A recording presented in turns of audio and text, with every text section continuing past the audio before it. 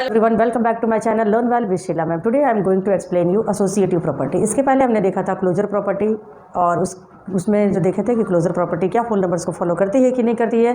उसके बाद हमने देखा था कम्यूटेटिव प्रॉपर्टी, क्या वो कम्यूटेटिव प्रॉपर्टी किस ऑपरेशन में फॉलो करती है और किस में नहीं करती है, इसको भी हमने देखा था।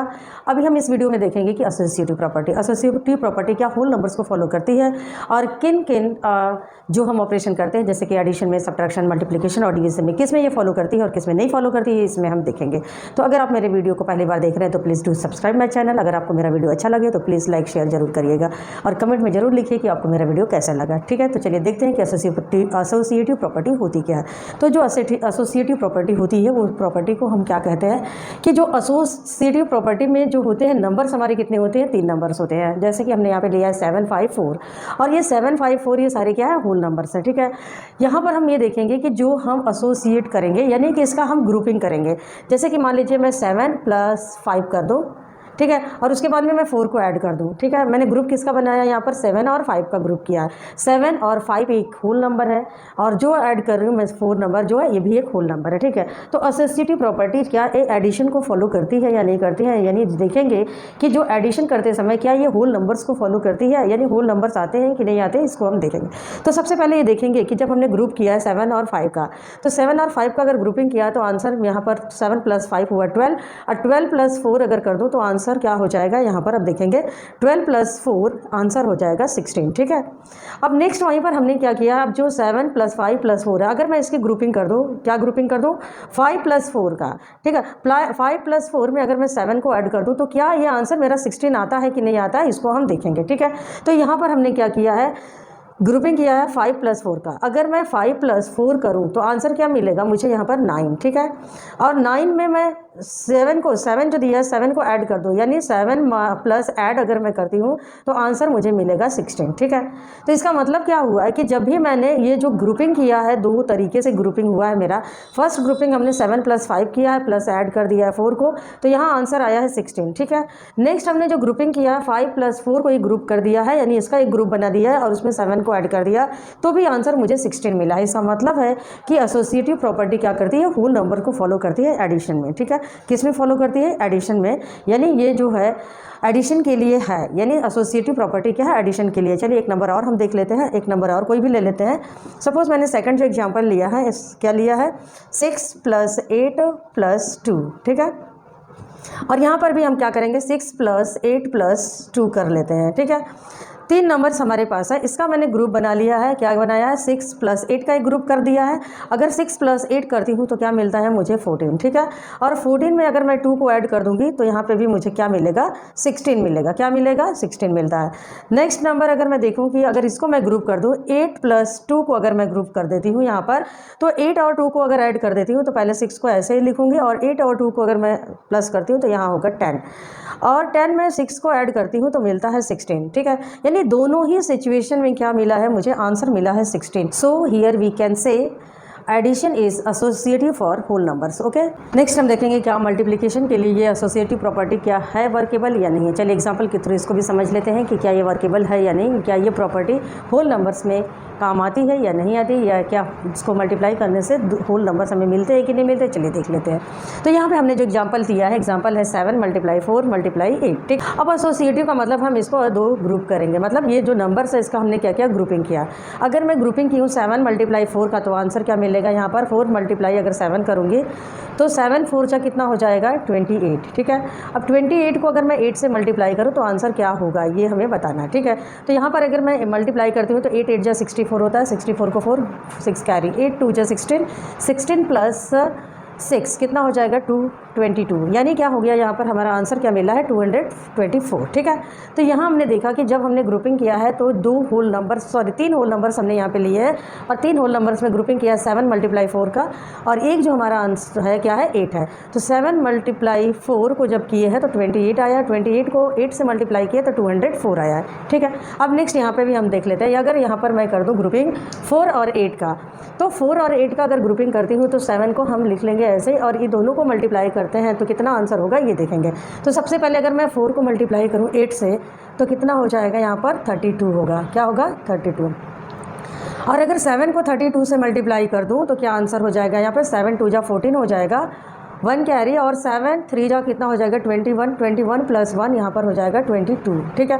तो यहाँ पर जब हमने ग्रुपिंग किया 7 और 4 का, तो मल्टीप्लाई किया है जब, तो यहाँ पे 28 आया और यहाँ पे 8 से मल्टीप्लाई किया तो 224 आया। सेम अगर यहाँ पर भी हमने ग्रुपिंग किया है 4 और 8 का, और इसको जब मल्टीप्लाई किया तो यहाँ 32 आया, और फिर जब हमने वापस 7 से मल्टीप्लाई किया तो इसका आंसर 224 आया है। इसका मतलब क्या है, जो एसोसिएटिव प्रॉपर्टी है, अगर मैं एसोसिएट करूँ दो नंबर्स को, चाहे मैं किसका भी ग्रुपिंग कर दूँ, लेकिन उसका आंसर क्या होगा, सेम होगा, उसके आंसर में कोई फ़र्क नहीं पड़ने वाला है। चलिए नेक्स्ट हम देख लेते हैं, एक और एग्जांपल्स ले लेते हैं, उस एग्जांपल के थ्रू और क्लियर कर लेते हैं कि क्या ये एसोसिएटिव प्रॉपर्टी, क्या ये होल नंबर्स में वर्क करती है या नहीं करती है। तो सपोज़ हमने एक लिया है 2 × 6 × 8, ठीक है। नेक्स्ट यहाँ पे भी हम ले लेते हैं 2 × 6 × 8, ओके। अब यहाँ पे हमने ग्रुप कर दिया है, किसका ग्रुपिंग किया है, 6 का और 2 का, यानी 2 और 6 को हमने क्या किया, ब्रैकेट में किया है। अगर ये दोनों को अगर मल्टीप्लाई करूँगी तो 2 6 हो जाएगा यहाँ पे 12, और 12 को अगर 8 से मल्टीप्लाई करूँ तो आंसर क्या हो जाएगा, 96, ठीक है। 12 8 जा कितना हो जाएगा, 96, ओके। अब नेक्स्ट अगर हम यहाँ पे ग्रुपिंग कर देते हैं इसको 6 और 8 को, तो 6 और 8 को अगर ग्रुपिंग कर दो तो 2 को ऐसे ही राइट कर दूँगी, 6 और 8 को अगर मल्टीप्लाई करूँगी तो कितना हो जाएगा, 48 होगा, 6 8 जा 48, और 48 को अगर 2 से मल्टीप्लाई कर दूँ तो क्या आंसर मिलेगा, मुझे 96 मिलेगा, ठीक है। तो यहाँ पर अगर हम 2 नंबर्स को, 3 नंबर जो हमने लिया है, ये तीनों नंबर्स, और तीनों नंबर्स को अगर एसोसिएट करते हैं, 2 नंबर यहाँ पे ग्रुप कर दिए हैं, यहाँ ग्रुपिंग हुआ 2 और 6 का, और मल्टीप्लाई किए हैं 8 से, तो भी आंसर 96 आया है। सेम वही अगर मैंने 6 और 8 का ग्रुपिंग किया है और मल्टीप्लाई किया है 2 से, तो भी आंसर क्या हुआ है, 96 आया है। इसका मतलब है कि जब भी मैं एसोसिएट करती हूँ 2 नंबर को किसी भी ग्रुपिंग करते समय, मल्टीप्लाई के केस में जब भी हम मल्टीप्लिकेशन करते हैं तो ये होल नंबर्स हमें देती है, और ये जो आंसर होते हैं वो आंसर क्या आते हैं, सेम आते हैं। तो इसका मतलब है कि इनके आंसर पर कोई फ़र्क नहीं पड़ता है अगर हम मल्टीप्लिकेशन करते हैं एसोसिएटिव प्रॉपर्टी के अकॉर्डिंग, तो ये होल नंबर हमें मिलेगा, ओके। सो हम कह सकते हैं कि जो एसोसिएटिव प्रॉपर्टी है, क्या ये होल नंबर्स के लिए है। So we can say multiplication is associative for whole numbers, okay. तो यहाँ हमने देखा है कि किस तरह से मल्टीप्लिकेशन के केस में एसोसिएटिव प्रॉपर्टी वर्केबल है। चलिए नेक्स्ट देखते हैं सब्ट्रैक्शन और डिवीजन, ओके। चलिए देखते हैं कि जो एसोसिएटिव प्रॉपर्टी है, क्या वो सब्ट्रैक्शन के लिए है या नहीं है, यानी क्या सब्ट्रैक्शन को फॉलो करती है। तो चलिए देख लेते हैं कुछ एग्जाम्पल्स के थ्रू कि क्या वो फॉलो करती है या नहीं करती है। तो यहाँ पर हमने एक एग्जाम्पल लिया है, एग्जाम्पल है 12 - 8 - 4, ठीक है। तो यहाँ हमने जो ग्रुपिंग किया है 12 - 8 का ग्रुपिंग किया है, ठीक है। तो 12 - 8, अगर मैं 12 में से 8 माइनस कर दूँ तो आंसर आएगा 4, ठीक है। और इसमें जो है 4 में से 4 माइनस करो तो आंसर होगा 0, ठीक। नेक्स्ट अगर मैं ग्रुपिंग कर देती हूँ 8 का और 4 का, ठीक है। यहाँ हमने ग्रुपिंग किया 8 और 4 का, तो हम लोग वापस राइट कर देंगे 12, और यहाँ पर अगर मैं 8 में से माइनस करती हूँ 4, तो यहाँ पे मिलता है मुझे 4, और ये माइनस होगा, ठीक है। अगर मैं 12 - 4 करती हूँ तो आंसर मिलता है यहाँ पर 8, ठीक है। तो यहाँ हमने देखा कि यहाँ आंसर मेरा 0 आया, यहाँ आंसर मेरा 8 आया है, ठीक है। तो इसका मतलब हम ये कह सकते हैं कि जो सब्ट्रैक्शन में है, जब भी हम सब्ट्रैक्शन करते हैं तो ये एसोसिएटिव प्रॉपर्टी को फॉलो नहीं करती है, होल नंबर, यानी होल नंबर में एसोसिएटिव प्रॉपर्टी फॉलो नहीं करती है। चलिए एक और एग्जाम्पल लेकर के देख लेते हैं कि क्या ये फॉलो करती है कि नहीं करती है, ठीक है। नेक्स्ट एग्जाम्पल सपोज हमने ले लिया है यहाँ पर 13 - 6 - 2, ठीक है। यहाँ पर हमने क्या लिया है 13 6 - 6 - 2। अगर मैं इसको ग्रुपिंग कर दूँ, ठीक है, तो अगर मैं 13 में से 6 माइनस करती हूँ तो आंसर यहाँ पर क्या आएगा, 13 - 6 जो होगा, अगर करूँ तो यहाँ पर आएगा 7, ठीक है। और 7 - 2 करूँ तो क्या आंसर मिलेगा मुझे, अगर 7 में से माइनस करती हूँ 2 तो यहाँ पे होता है 5, ठीक है। अब नेक्स्ट इसी नंबर को अगर हम यहाँ पे राइट कर लेते हैं 13 - 6 - 2, ठीक है। अगर हम इसका ग्रुपिंग कर दें, ठीक है, अगर ये दोनों का ग्रुपिंग किए हैं तो यहाँ पर क्या हो जाएगा, सबसे पहले हम राइट करेंगे 13, माइनस करेंगे और 6 - 2, पहले ब्रैकेट को सॉल्व करेंगे, तो 6 - 2 अगर करते हैं तो यहाँ पर आंसर होता है 4, ठीक है। अगर 13 - 4 कर दूँ, 13 में से अगर मैं -4 करूँ तो यहाँ आंसर मिलेगा मुझे 9। तो क्या यहाँ पर आंसर आया है 5 और यहाँ आंसर आया है 9। तो क्या ये सब्ट्रैक्शन के केस में एसोसिएटिव प्रॉपर्टी वर्केबल है, नहीं है।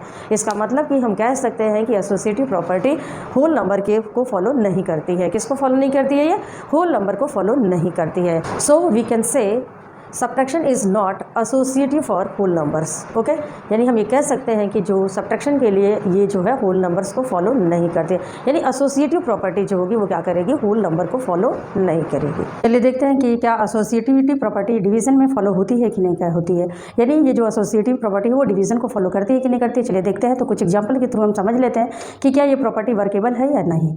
तो सबसे पहले हमने लिया है 12 / 6 डिवाइडेड 2, ठीक है। तो यहाँ पर हम देख रहे हैं कि क्या करेंगे, इसका ग्रुपिंग करेंगे। तो 12 और 6 का अगर ग्रुपिंग करती हूँ मैं, तो सबसे पहले मैं इसको सॉल्व करूँगी। तो 6 का अगर डिवाइड 12 में करती हूँ तो मिलता है आंसर 2, और अगर फिर मैं वापस यहाँ पर जो 2 है 2 से 2 को डिवाइड करती हूँ तो आंसर मिलता है यहाँ पे 1।